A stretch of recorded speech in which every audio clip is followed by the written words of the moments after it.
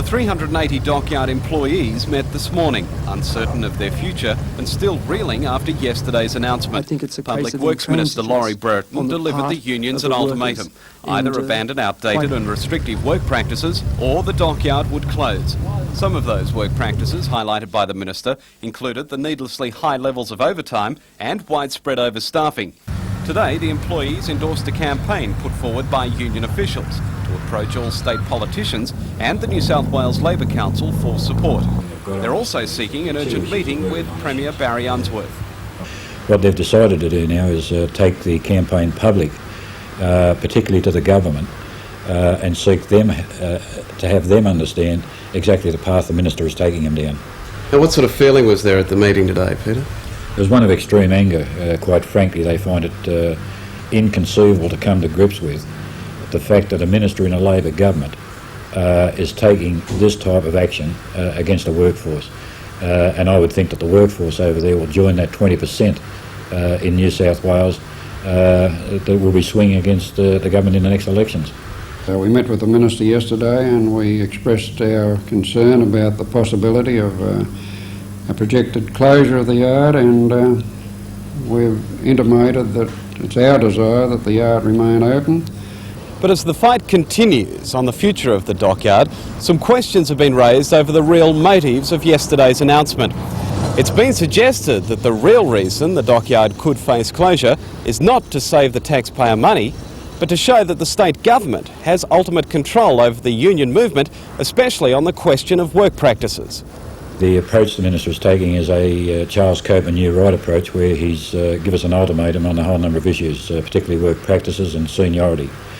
The governors have negotiated with the New South Wales Labor Council a process by which work practices should be negotiated. He's ignoring that. He placed on the desk yesterday a list of work practices, fundamentally which were award conditions, and indicated we had to unconditionally accept them or we would take a recommendation of the dockyard to close it. So what's the real motivation, do you think, behind the Minister's announcement yesterday? We can only assume by his actions that his ultimate desire is to close the dockyard and have a situation where he can blame the unions for that closure. Well, I reject that absolutely. The fact is that we've got a dockyard that's facing extinction, and I'm trying to save 180 jobs up there, which will certainly be lost unless the unions come to the party. And I agree with the Minister that while you've got a commercial undertaking tied up to the Public Service Board who says a person can or cannot be employed by the department on the staff side of it, we're never going to make much headway, and we haven't. And I think that's got to be rectified too.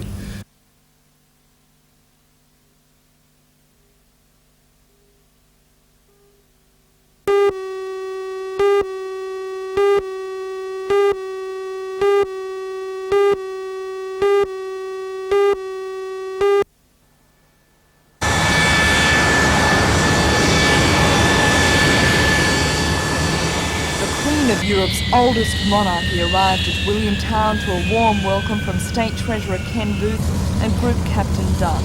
On day 6 of the Australian leg of her tour, Queen Margrethe appeared unjaded by her gruelling schedule. The Danish monarch was given a Royal Guard of Honour as she passed through the gates of Williamtown Air Base, bound for the Hunter's Vineyards. The scenery was a little different to her French-born husband's vineyard in the southwest of France. But given her interest in wines, the Queen was keen to see the Australian techniques for growing grapes, much to the delight of her host, Murray. Murray was also quite happy to give the Queen and Prince a few tips on the virtues of ramming the vats, in preference to the traditional method of treating grapes. I find with the Hermitage that we are much better ramming them. We get better colour stability. After a quick tour through the winery to show off his own casks, Murray offered the Danish royal family a sample of his wine, from the 76 Semillon to the world ranked 76 Pinot Noir, and Her Majesty seemed certainly impressed. After tasting our local product, the Queen of Denmark and her husband will head to Brisbane, and then Alice Springs, and then on Monday she'll fly to New Zealand for the 4th leg of her tour.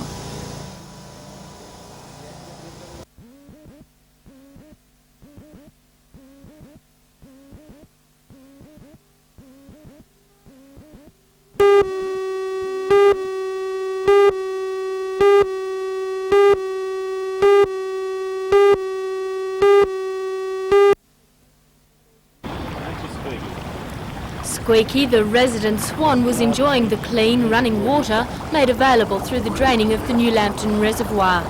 Recent high temperatures had caused a harmless but obviously unpalatable algae to bloom in the Waterboard's New Lambton Reservoir. Attempts to chemically dose the water to improve it for human consumption had proved unsuccessful.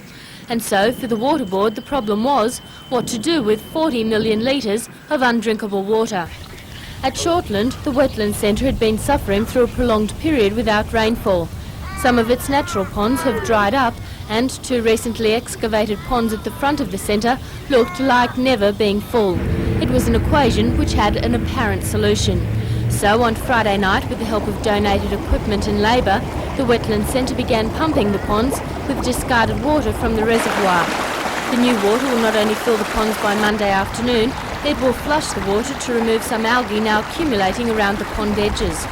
Manager of the Wetland Centre, Brian Gilligan, says visitors to the centre will now have a more attractive environment to enjoy. As of tomorrow, things will be starting to green up a bit around the edges of these ponds, and the whole outlook will be considerably improved, I think.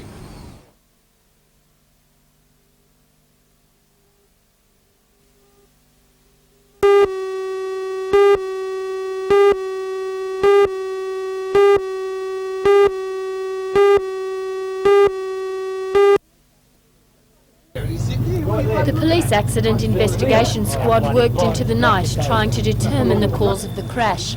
The male driver and female passenger were taken to the Royal Newcastle Hospital with serious head injuries and are now in a stable condition. Police say the vehicle was travelling north along Scenic Drive at about 9:30 p.m. when the driver apparently lost control. They believe the vehicle slammed into a nearby embankment, causing it to roll a number of times before coming to rest on its roof. A small aluminium boat which had been strapped to the Land Cruiser's roof lay crushed by the side of the road. Local fire brigades attended the scene to wash the roadway with petrol. Police alleged no other vehicles were involved.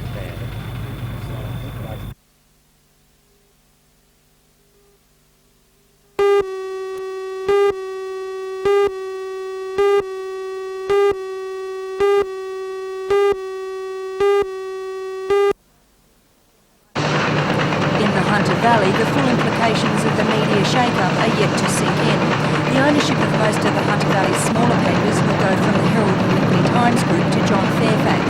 This means that Fairfax will now not only own the Newcastle Herald, but will own the Maitland Mercury and a string of smaller papers, such as the Cessnock Advertiser, the Muswellbrook Chronicle and the Hunter Valley News. This gives Fairfax clear domination of the print media in the valley. But for journalists working on the various papers, it was business as usual. They were far from the wheeling and dealing which is being played out in boardrooms in Sydney and Melbourne. Even many of the paper's executives had not come to grips with what was happening. Some had not received notice about whether the sale had gone ahead, and all said it was too early to make any comments.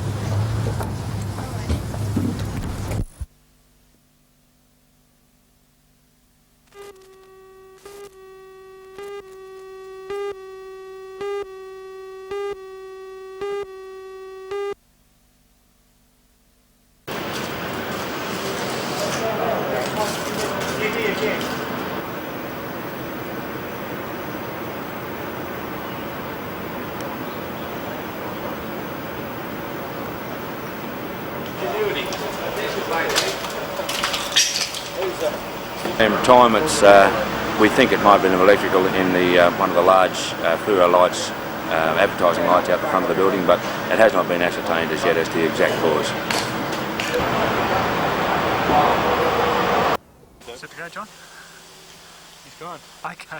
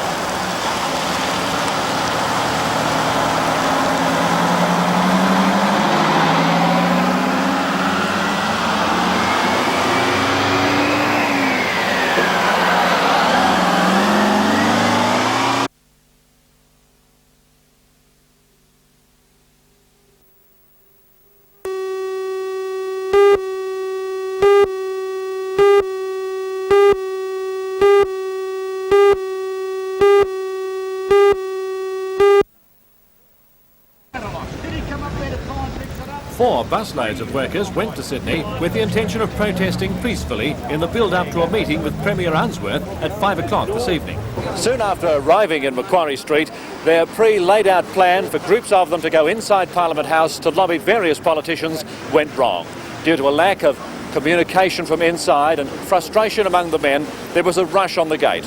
2 people were arrested and one of the attendants was injured.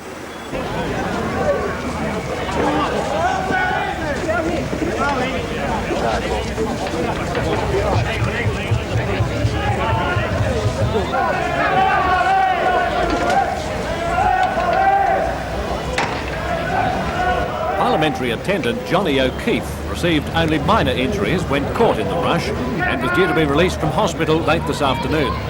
The 2 arrested were charged with offensive behaviour and released on self-bail. Newcastle Trades Hall Secretary Peter Barrack, who organised the protest day, regretted the violence. Our people expected that they could just walk through the gate and go into the foyer of the Parliament House.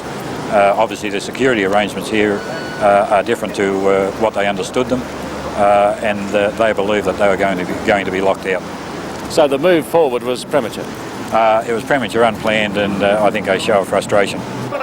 The protesters, who had made it as far as the Parliament House doors, then discussed their position and decided to retreat back behind the fence and await the end of the caucus meeting, which was holding up the politicians inside.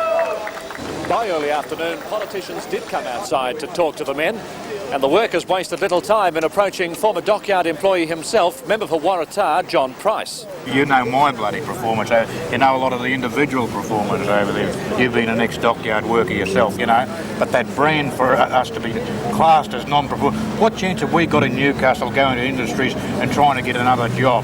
Oh, you're one of these dockyard workers they put up, one of these non-performers. The meeting with Premier Unsworth was due to start at 5 o'clock this evening, and last reports indicated it was still going on. Mr Barrack said earlier he was confident the Premier would have something positive to offer dockyard workers. We start a parliament there to talk to the members. We don't want to get involved.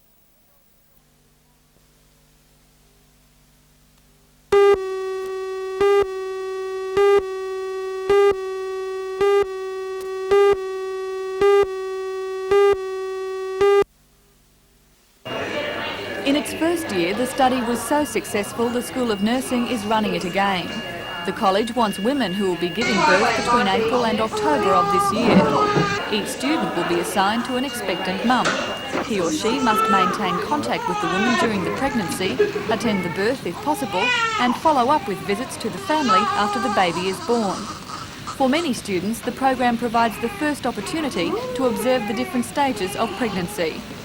A lot of them are fairly young and have had nothing much to do with pregnancy and birth, and to actually see what went on and to hear about it from a woman and a father's point of view was really enlightening for them.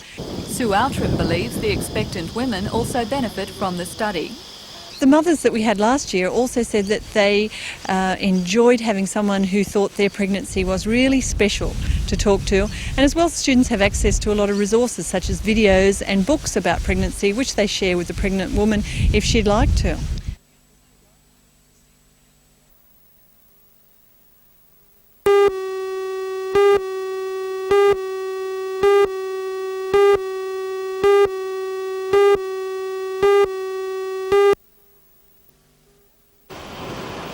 As the Inuitian Prudence was loaded with wheat at the Carrington grain terminal, on board a ceremony took place in preparation for her forthcoming voyage.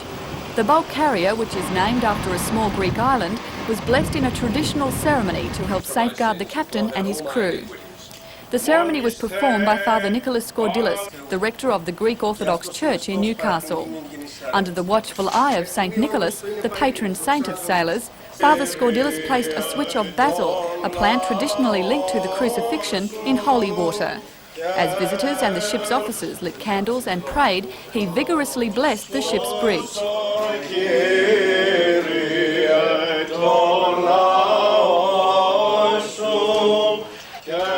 Outside, he continued to bless the vessel and those who will call her home. The ceremony is of great importance to Greek sailors. A small vial of holy water is kept on their ships. In case of rough seas, it can be sprinkled on the water to help restore calm weather. The Inuitian Prudence sails for Aqaba in Jordan next week. home is Piraeus, the port of Athens. As part of the fleet of the F-Clear shipping company, it's expected she will be used mainly to carry timber from the United States.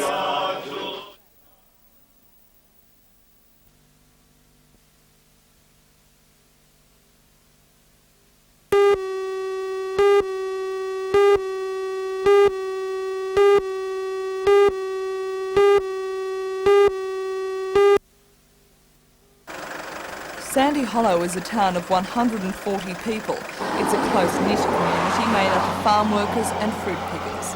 Up until recently, the locals were able to cool off from the sweltering summer temperatures in the town's pool attached to the caravan park. Now, because of what they describe as a contract bungled by the Muswellbrook Shire Council, they're left out in the heat. Initially, the pool was built for the residents of Sandy Hollow. It's subsequently been sold twice to private enterprise.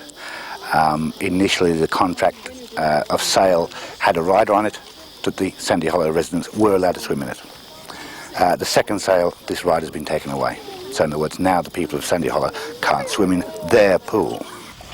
Although realising that the caravan park owners, the Nolans, are well within their rights, the Sandy Hollow residents are angry that while the park tenants can swim, their children must simply look on.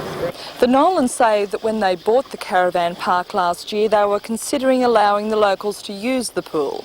But then some vandals broke in and poured dye into the pool, and they say that's when they changed their minds. The pool isn't the only gripe the residents have with the council. They say roads are in bad need of repair and paths are impassable, forcing school children to walk on the road. But one of the biggest concerns is the water supply, which Rick Hare says epitomises the way the council neglects Sandy Hollow. The water supply is an outdated unit. You can see for yourself it's only a small reservoir. The number of people in Sandy Hollow has doubled, if not more. And the water reticulation system just will not stand up. There is not sufficient, there is 1 day's supply. So if we do get a breakdown in the pumping system, the town's without water.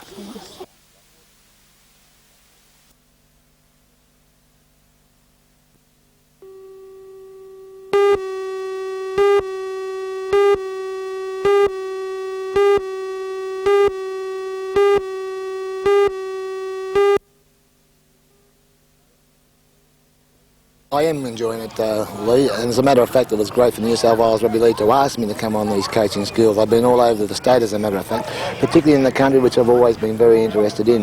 And I feel that with the literature they have down in Sydney, that the videotapes, etc., by giving these to the country coaches, to coach the kids that play the game the right way, that'll knock the rough edges off them, and let's hope that in some day that you'll have a full countryside up here playing without any imports from Sydney. Sure. John, are the young kids these days, I suppose we could say they're fitter with all the advantages that they've got that perhaps we didn't have. Yes, yes. Are we starting them too early? Are we losing something in the mix there? No, I don't think so, Lee. I think that the coach demands so much in the upper grades, so that they should learn to sort of go through the discipline stage when they're very young. It is a demanding game these days, the exposure the players are getting and so forth.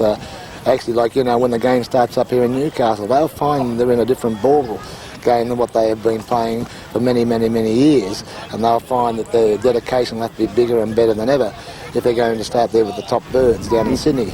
But as far as discipline is concerned, as I said, the coach, they demand so much. They lay their laws down at the beginning of the season, and if you don't abide by them, there's heavy fines and probably drop to the lower grades, which is a very big disciplinary action, as far as they're concerned down there in Sydney. John, one final question.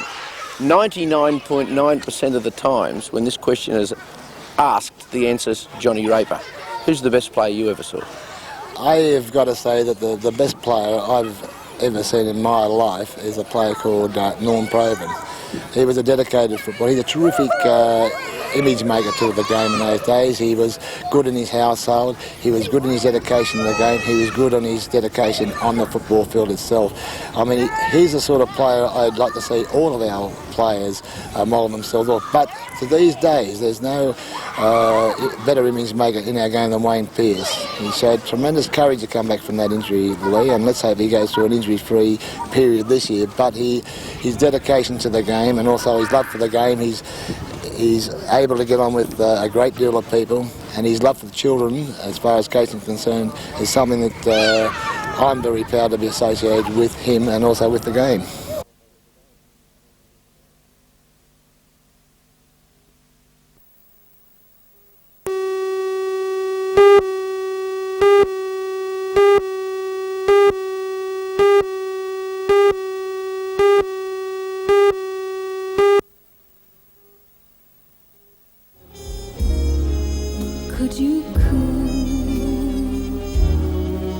Could you care for a cunning cottage? Today, more than any other day of the year, is the time to show your feelings for your loved one. With flowers, chocolates or gifts and other tokens of affection, it's the time for lovers and romantics. Here in the Hunter, florists have been doing a roaring trade on what is now their biggest day of the year. And for one of the region's biggest florists, Belle Flora at Broadmeadow, business has been exceptional. Well, it's been enormous in turnover of flowers. Once upon a time, Mother's Day used to be the big day of the year, but now Valentine's Day it's taken over leaps and bounds. The tradition of Valentine's Day began in the Middle Ages in England and France, although the exact origin is unclear. Showing love can be an expensive business. In Sydney, 10 red roses have been selling for around $80. Here they sell for around $30. But whatever the price, there's no doubt that flowers are always well received. Valentine's Day for the staff at Belle Flora has been a big business. This year, Valentine's Day has also been a big day for weddings, with dozens of couples taking their vows. After all, today is the Day of Love. The wedding to top all others, though, was in Belmont, where Rodney Valentine married Leanne Callan. They were engaged on Valentine's Day last year, and now few would argue they are well and truly Mr. and Mrs. Valentine.